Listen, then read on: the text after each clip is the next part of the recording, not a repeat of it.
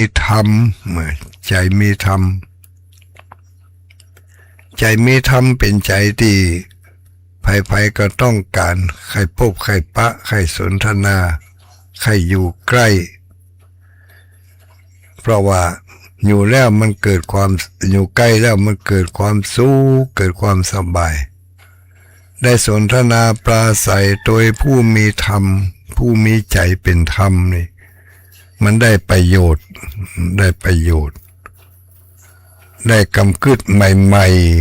ๆได้แนวคิดที่เอามาปรับปรุงเอามา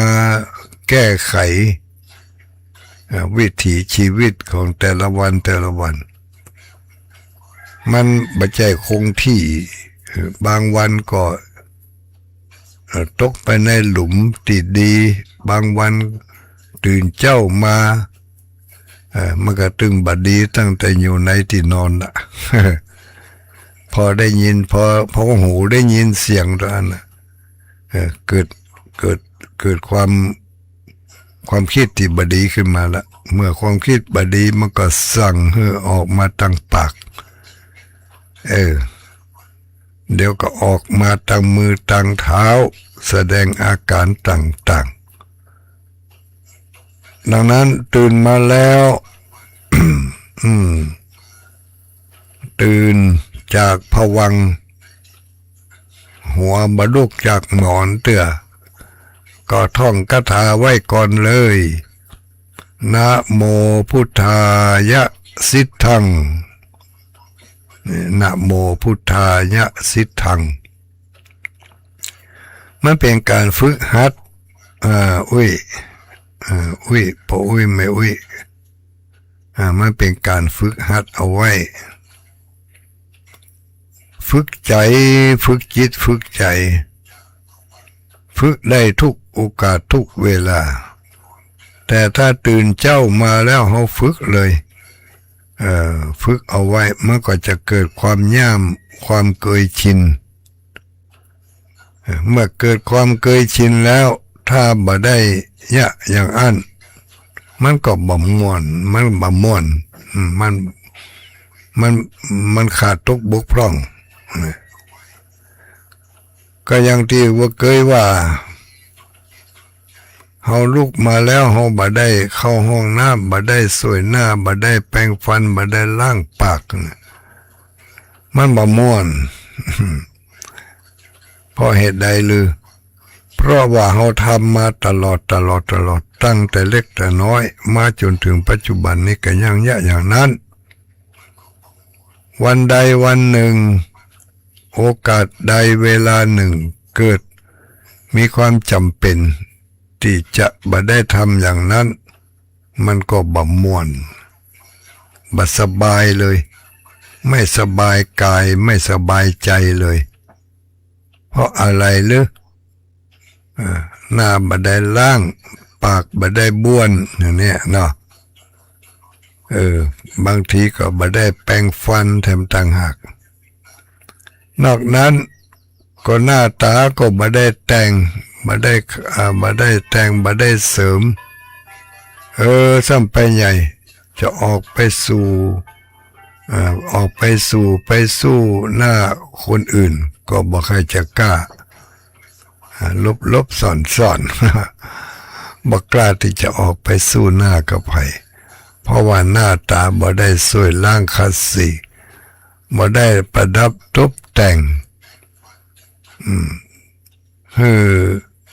ดูดีมันย่ามเป็นอย่างนี้ก็จะต้องทำอย่างนี้มาโดยตลอดแต่ถ้าหากว่าส่วนของจิตใจเขาก็ฝึกหัดเอาไว้ฝึกหัดให้มันเกิดความเคยชินเกิดความย่ามตื่นสะดุ้งตื่นมาปุ๊บจิตออกจากภวังค์ตื่นปุ๊บรู้สึกตัวทันทีเอาเลยท่องเข้าไว้มันไม่ได้ไปประกอบพิธีอย่างนี้บ่มีเครื่องไม้เครื่องมืออย่างสักอย่างเฮาล้างหน้าแปรงฟันเฮายังมีเครื่องไม้เครื่องมือเนาะยังมีเครื่องไม้เครื่องมือ มีแปรงฟันว่ามียาสีฟันว่ามีน้ำว่าบางทีก็น้ำอุ่นน้ำห้อนว่าน้ำสบู่ว่าน้ำยาล้างหน้าว่ากับวัสดุอุปกรณ์ต่างๆเหล่านี้เขาก็ยังซ่อยังหามาไว้เกียมไว้เนาะแต่ว่า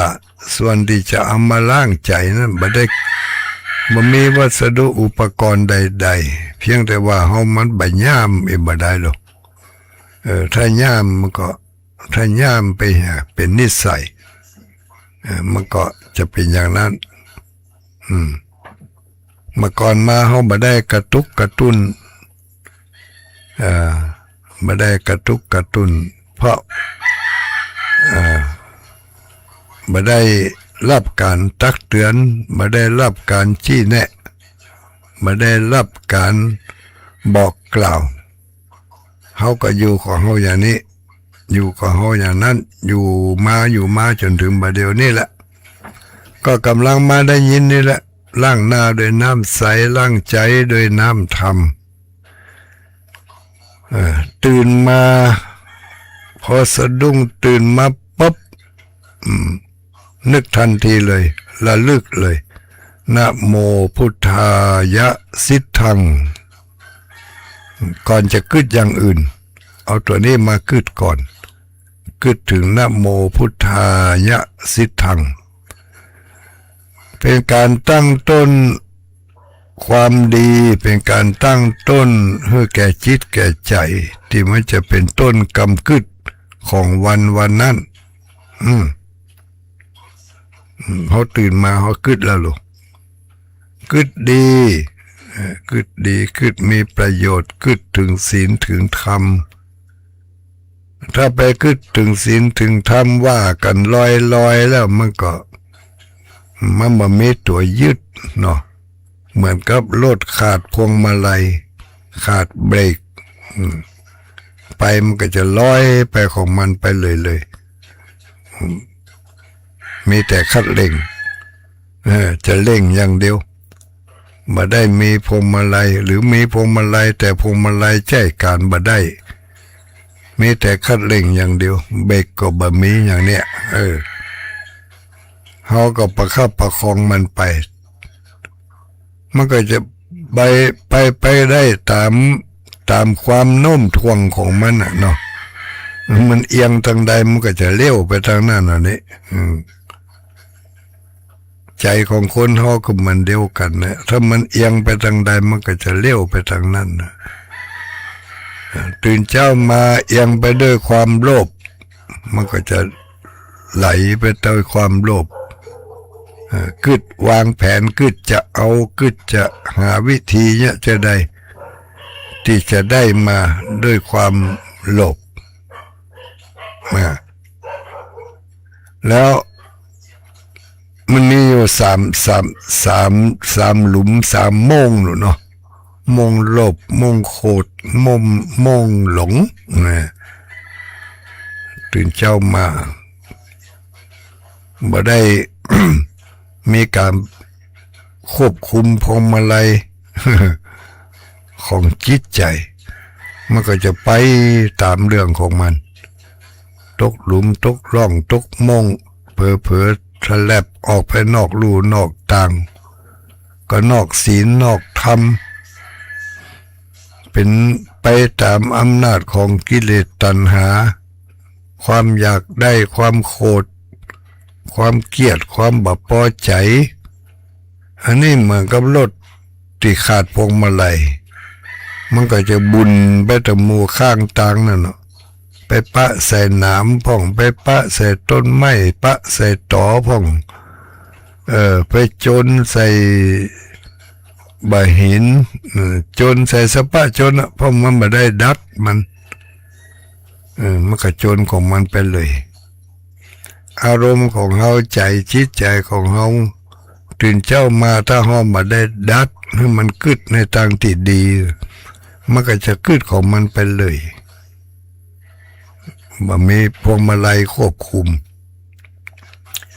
ว่าจะอ่านเฮามีพวงมาลัยเฮาตั้งเบรกตั้งพวงมาลัยเข้าไว้ นะโมพุทธายะสิทธังนี่เป็นการเริ่มต้นต่อไปก็ไหว้ตามคาถาประจำวันเกิดเอามาไหว้สร้างเบกสร้างพวงมาลัยให้แก่จิตแก่ใจวันนี้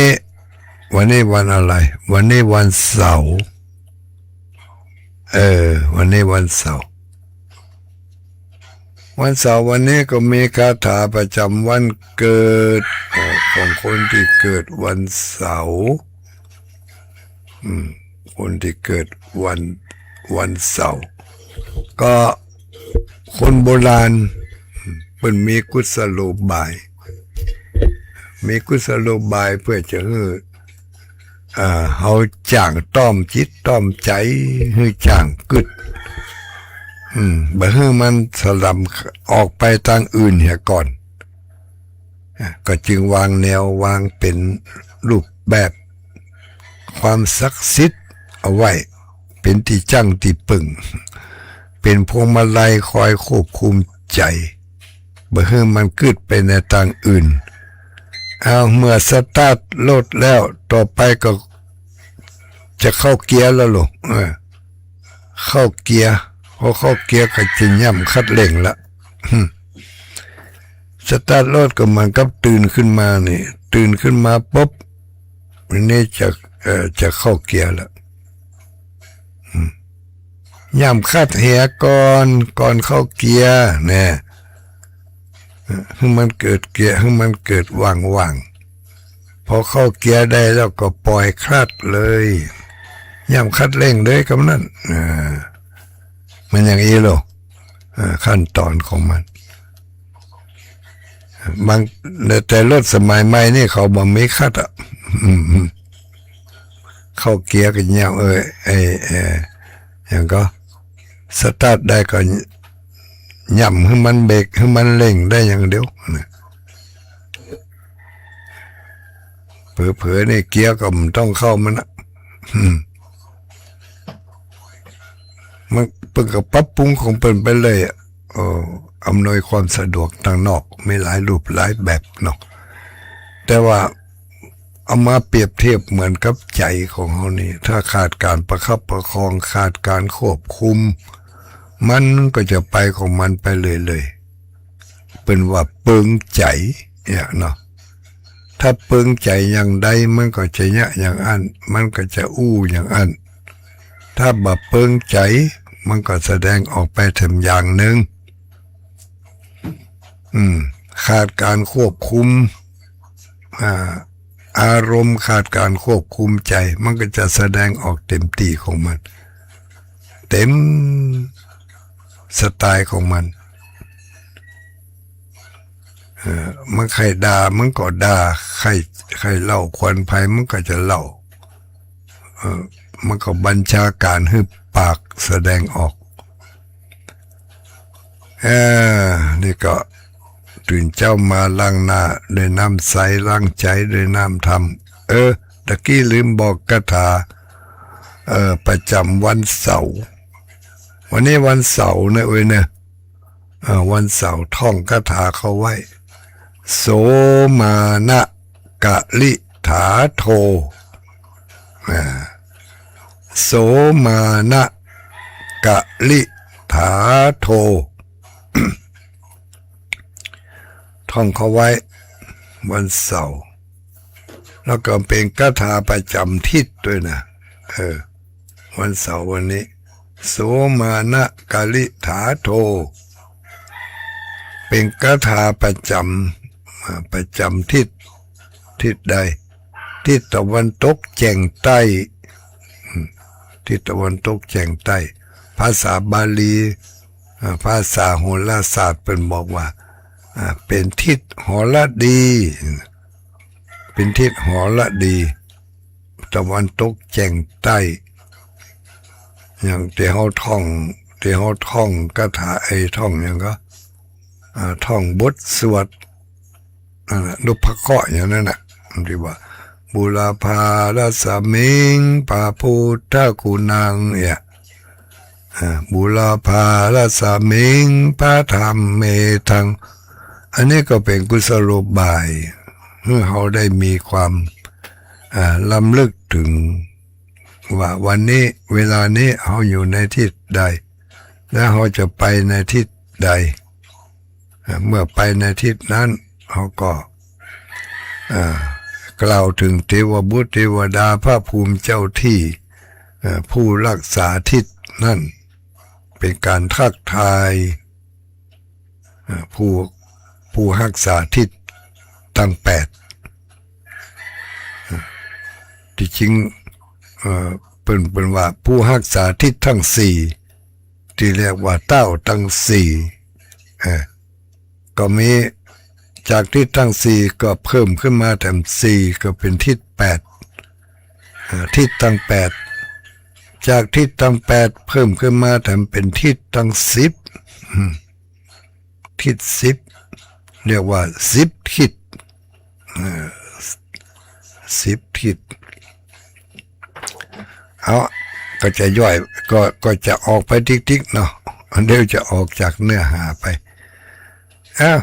เป็นอันว่าตื่นเจ้ามาท่องคาถาเข้าไว้ป้องกันตัวนะโมพุทธายะสิทธังสำละสล้างสิ่งบดีที่มันติดมาหลายภพหลายชาติหลายขวบหลายปีก็จะได้ก้อยๆชำก้อยงดใส่ไวยะไปแต่เล็กแต่น้อยด้วยการฝึกทำบ่อยๆฝึกทำบ่อยๆทำไมต้องฝึกทำเพราะว่าเขาจะต้องตายไปในวันต่างหน้าเนี่ยบ่เหมือนบ่นานทุกคนตายเหมือนกันหมดตุลุงที่นั่งอยู่นี่ก็จะตายอยู่ไม่ใช่บ่ตายแต่ก่อนจะตายเนี่ยในขณะที่เขาใกล้จะตายนั่นน่ะถ้าเขามีสติสตังดีบ่มีความหลงบ่มีทุกขเวทนาแก่กล้าจนเกินไปยังหู้สึกตัวอยู่ว่าโอ้กูนี่จะบัดรอดแล้วรู้นี่ก็จะได้เอาอันนี้กับมาใจ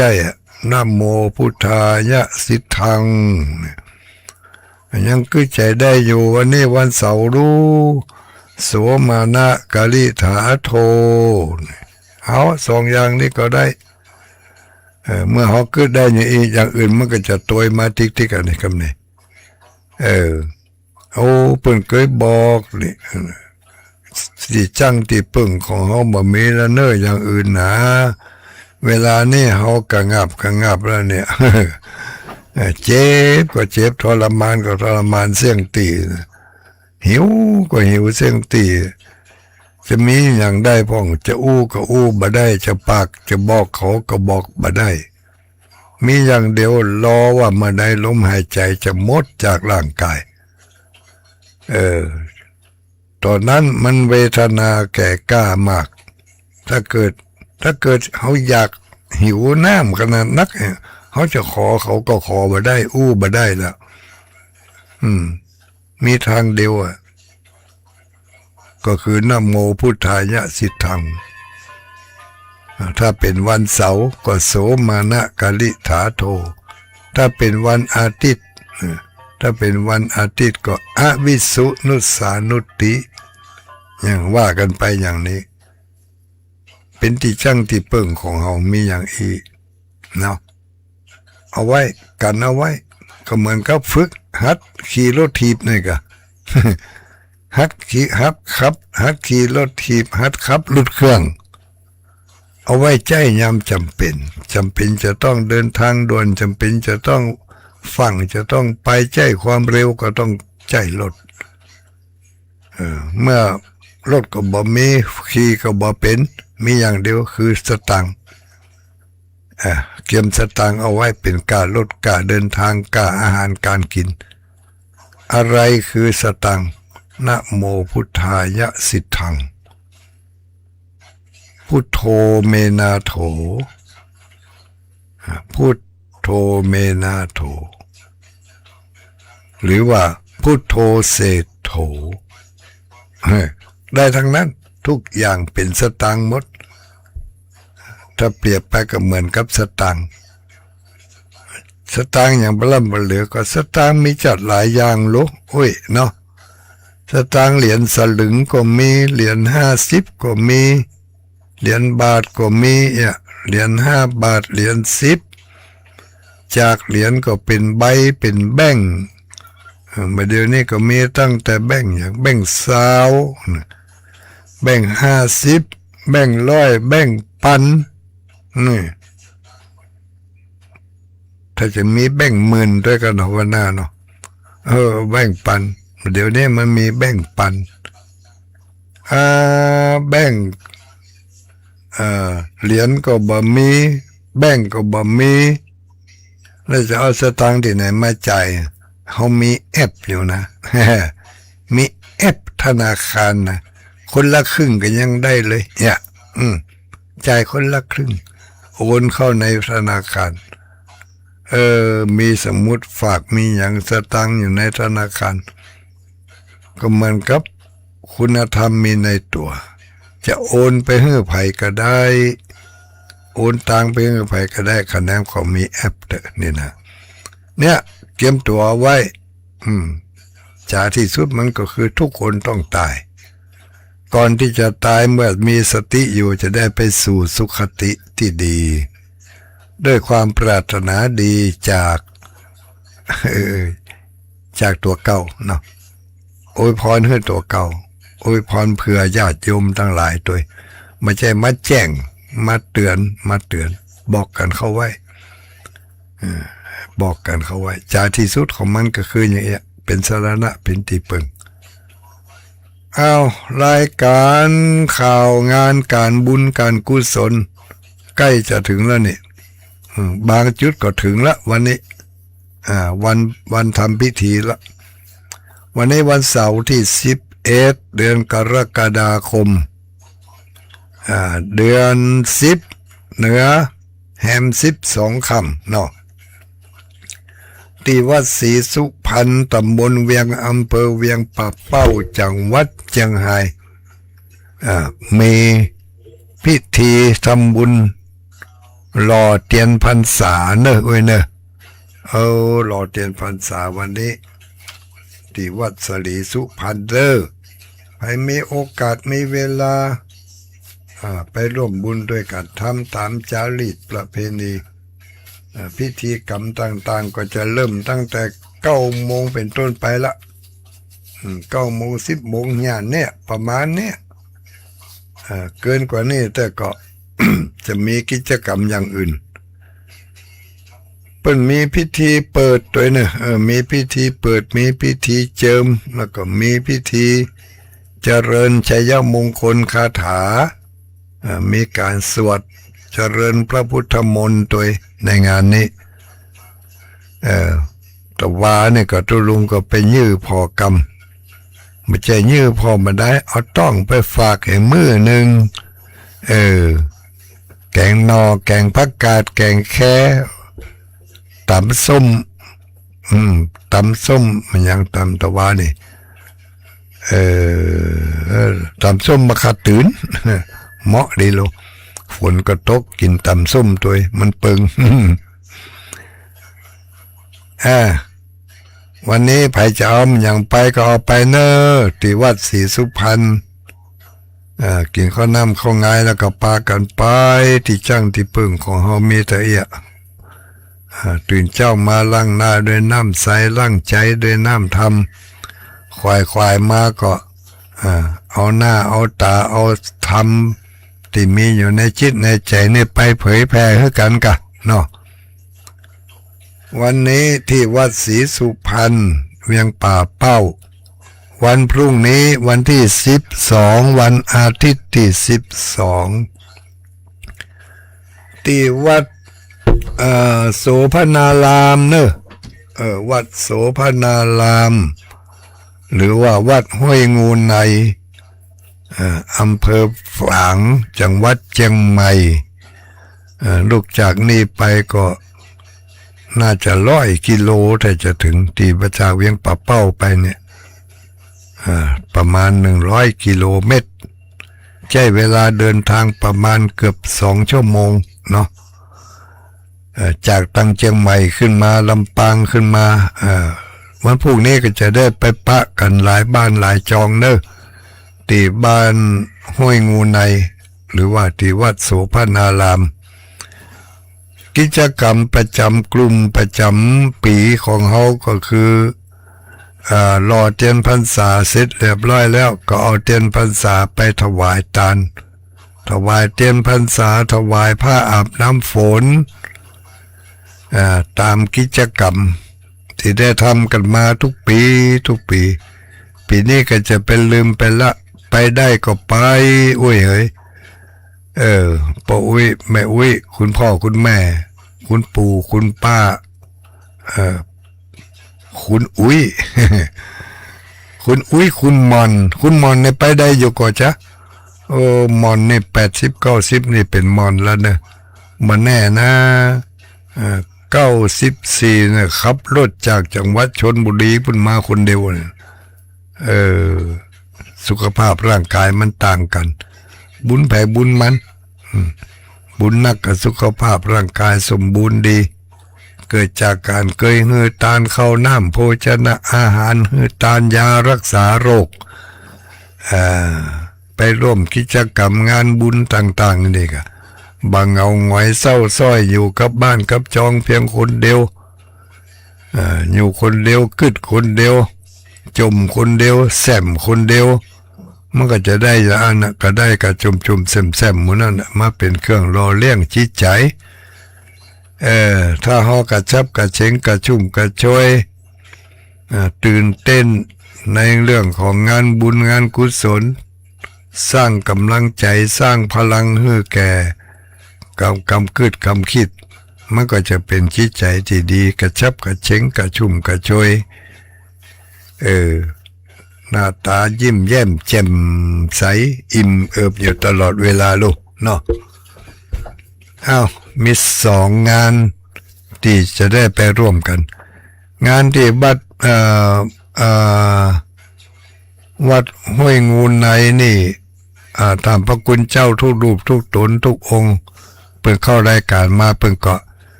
จะมีการบอกกล่าวเล่าขานเชิญชวนไปร่วมกิจกรรมด้วยกันก็เป็นกิจกรรมอันหนึ่งที่ทำกันมาทุกปีต่อจากห้วยงูในแล้วยังจะมีที่ไหนอีกมีอีกที่หนึ่งที่กำลังจะเริ่มต้นกันใหม่ๆมาดนี้อันนี้ก็ฝากกันเอาไว้ก่อนก็แล้วกันเนาะเอาไว้เป็นกำกึดไว้ก่อนกึดกันเอาไว้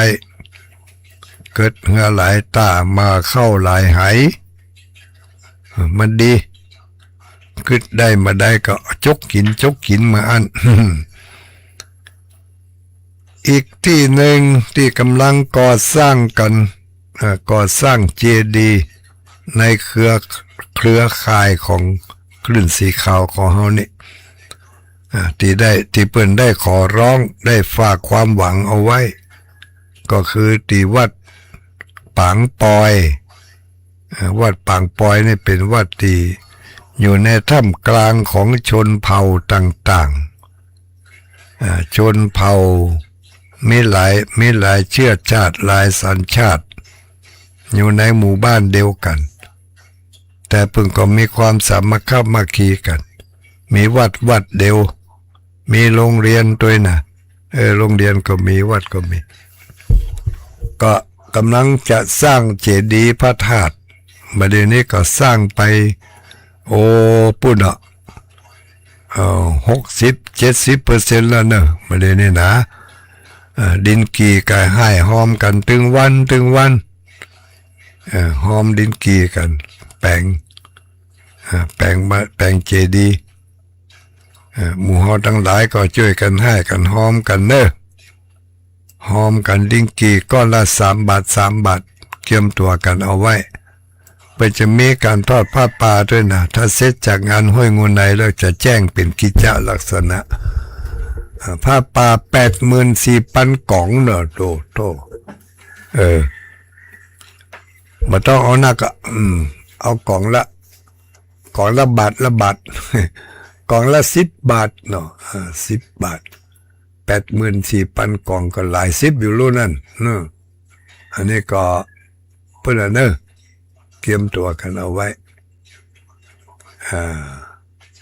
เตรียมตัวกันไปร่วมกันทำบุญที่วัดห้วยงูในวันที่12ก็วันฮือนี่วันพุกวันพุกแล้วก็ที่วัดปังปอยอันนั้นก็ทยอยกันให้กันหอมกันไปเขาจะมีผ้าป่ามีไปร่วมทำบุญกับเปิ่นมาได้อันนั้นก็กำเดียวถ้าเสร็จจากงานห้วยงูในแล้วก็จะมีการชี้แจงบอกกล่าวกันเป็นอย่างกันไปเนาะอันนี้ก็ข่าวงานการบุญการกุศลที่จะแจ้งให้กันได้รับทราบ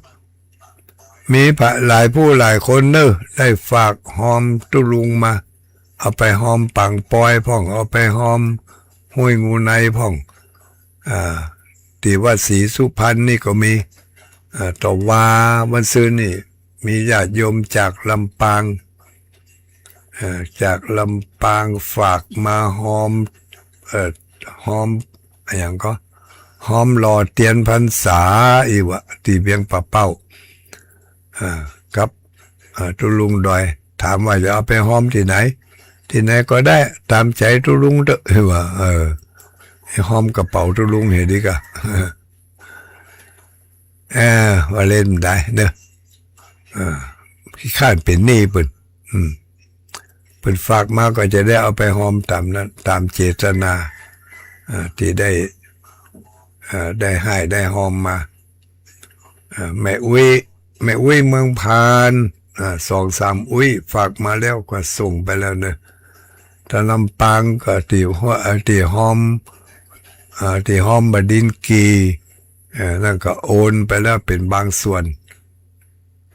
ที่หอมวัดห้วยงูในอันนี้วันผูกเนอะวันผูกจะเอาไปหอมเถอะฝากกันมาฝากเป็นซองมามันดีกว่าถ้าโอนนี่มันจังหน่อยโห้ยดีก็ลืมไปฮะ